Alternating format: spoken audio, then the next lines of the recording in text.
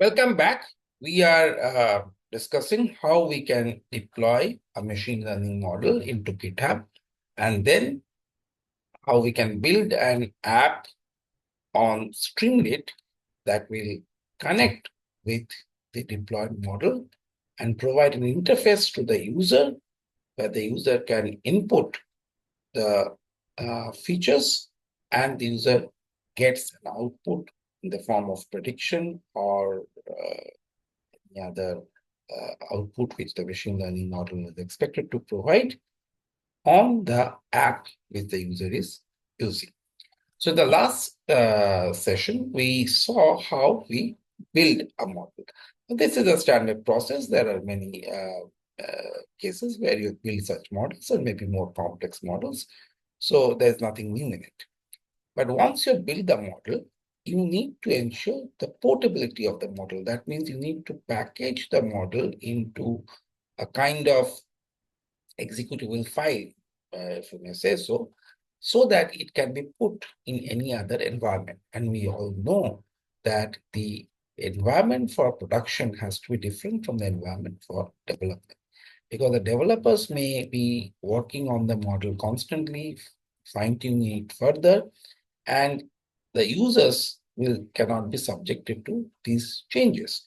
So once the developer has developed a particular version of the model, that model should be deployed to a production environment so that the users can interact with that model, and this model becomes insulated from any changes the developer is doing on the existing model. Once these changes are again completed and tested, the developer may decide to release a new version of the model and deploy it to the production environment where the users can then access the new version of the model. So this is how it works in all development system.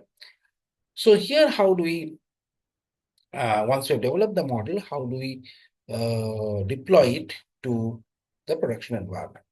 So first of all, this model has to be packaged into a kind of an executable format, which doesn't have the code, but it has the logic and the equations, everything, so that it can execute it. So you cannot edit that particular executable file. It is like, you can say it's like an executable file. For example, when you use the executable file to install any software on your desktop, whether it is let's say Microsoft Office or any other kind of a software, you are typically downloading an executable file and installing it. It doesn't have any code. It's like that. So I have to first convert this entire process of building the model into a executable file which can be deployed into another environment. In machine learning, that executable file is called a pickle file. Okay, so since we have already built the model, first what we have to do is we have to import this pickle library, and you have to create a .sav file. So sometimes a .pkl file is used, or sometimes a .sab file is used. These are all pickle files which can be easily transported. So here you see that we are creating this .sav file, and we are dumping this. Once we dump this, this model will come in the folder here. Okay, so I'm not running this, but you will see that this model, this trained underscore model.sav has come into this folder over here.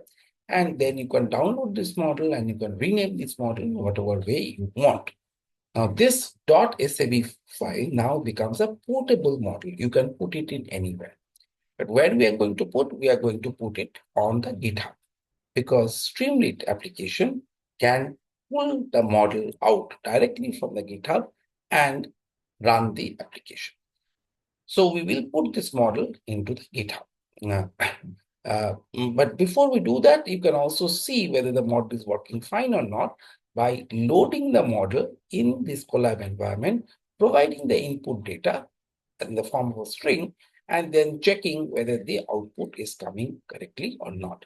Now, as you can understand, obviously, this is not meant for the end user, because the end user is not going to use this Colab notebook. You cannot give this Colab notebook or share this Colab notebook to end user and ask the end user to give this input in this format.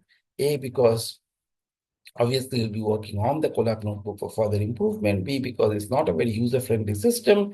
You can't expect the user to fill up all these values without knowing what they are, and the user has to fill up this in the same sequence as these values are coming, like pregnancy, glucose, etc. Okay, so it's not something that is workable for a user who is not coming from a technical domain. So the user has to be given a nice interface, but this is mainly for testing. So once you have done this, then we'll go to GitHub and let's see what all we have to do in GitHub. Now, for this, you'll require an account in GitHub. GitHub is basically a code repository on the cloud, and it has a lot of connectivity APIs with various other platforms, so that it has an you can deploy um, any softwares in a very agile mode in the GitHub. Okay, because it directly connects through APIs with many other applications. So you can create your own ID in GitHub. I already have an ID and I've logged on to that ID. Now, what you do is first, when you create an ID, after you go, you create a repository. For example, I can create a repository from here, and I can call this repository. I can give this repository a new name, and it can be used a public mode or a private mode. In a public mode, that repository is available for other developers to fork and work on that. In private mode, is only available to you. And you can also add a README file. A README file basically describes what this repository is all about. You can write some documentation on that. And once that is done, your repository is created. I have already many repositories, so I'm not going to create it. And this is the repository, for example, I have before this diabetes prediction uh, project that we are discussing here. So once you create the repository, let's see what is there inside the repository. Now, inside the repository, we need to upload few files. Okay, the first file is the readme.md file, which usually will be automatically created once you select that option that you want a README file. README file is essentially meant for documentation. So here is the README file. So I can go and edit the README file, and I can write the documentation of the project that I'm doing over here. Right now, I'm not writing anything in the documentation. However, the three most important files that you require is these three files: diabetes_model.sav. This is the model which you have exported from here. So here the name of the model is training_model.sav. When you run this model, it will come in this in the files system. You got to download it from there and upload it into these files. How do you upload this? You go to and upload the file. And remember that when you upload a file in GitHub, you have to also commit. Okay. So this model will come over here. So the first thing is the model.sav. Now, if you click on this, you will not really see any readable format. Okay. If you just view it raw, there's nothing much you can actually see. Okay. So it's a .sav file. It's nothing much you can read, because this is a packaged, pickled file, which is not in a human readable format. It has all the compressed commands that will run your model. Okay, so you can really read it. Okay, so that's the portable format of the model. Then we have two other files which you have to create separately. You can create that in a notebook or any other editor like VS Code, and you can upload it over here. So what are those files? The first file is a .py file, and the second file is the requirement.txt file. Requirement.txt file defines the environment where this model is going to operate.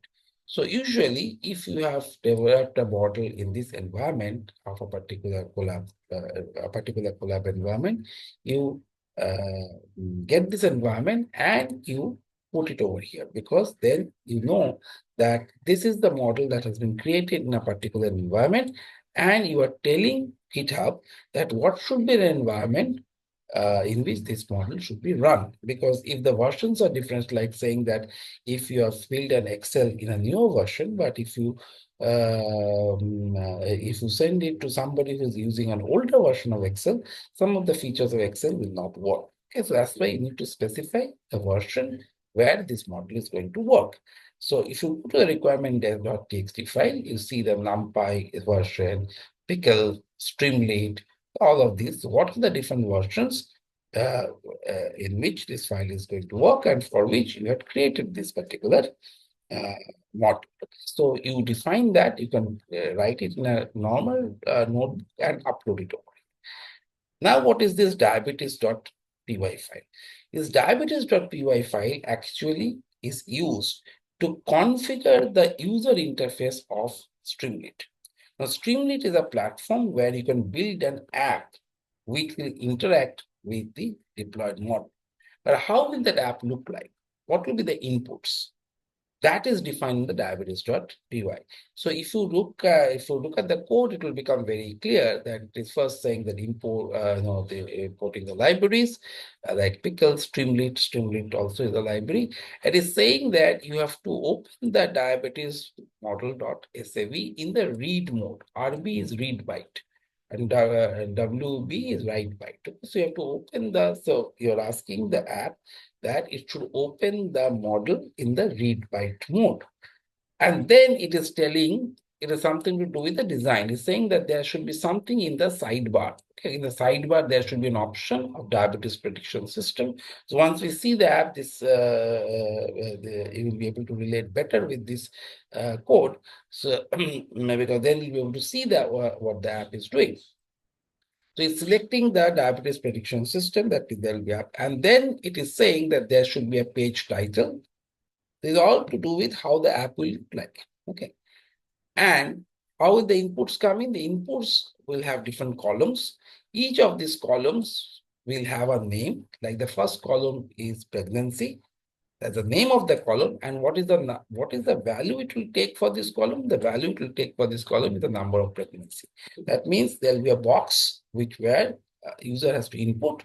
Whatever value the user inputs, that will be considered as the number of pregnancies, and the input value will be passed on to the model as the number of pregnancy. Similarly, the value that is entered against the field glucose, that will be taken as the input value for glucose level and will be passed on to the model as the value for glucose level, because the model has to get these values from the web interface. Okay, and all of these, there's an intermediate layer called web service that is doing all of this. Now, Streamlit has built that web service. We don't have to worry about that. So that way, you see all the different features that are written over here. Okay, one by one. And then it's saying that there should be a button, and that button should say diabetes test result. When the button is pressed, all of these values will go to the model. It will pick up the outcome, the prediction, by providing these values to the model, and the model will give the outcome, and the outcome will be written as the person is diabetic or the person is non-diabetic. Okay, if the value comes to as 1, that means the outcome comes as 1, to call person as diabetic. If the outcome comes as 0, to call person as non-diabetic. So this is how the interface will look like.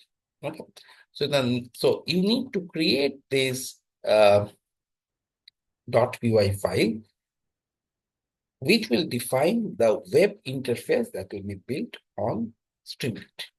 Okay. Depending on your application, you have to build this interface. In the next video, we are going to see how we can build an app on Streamlit and actually use this application. Okay.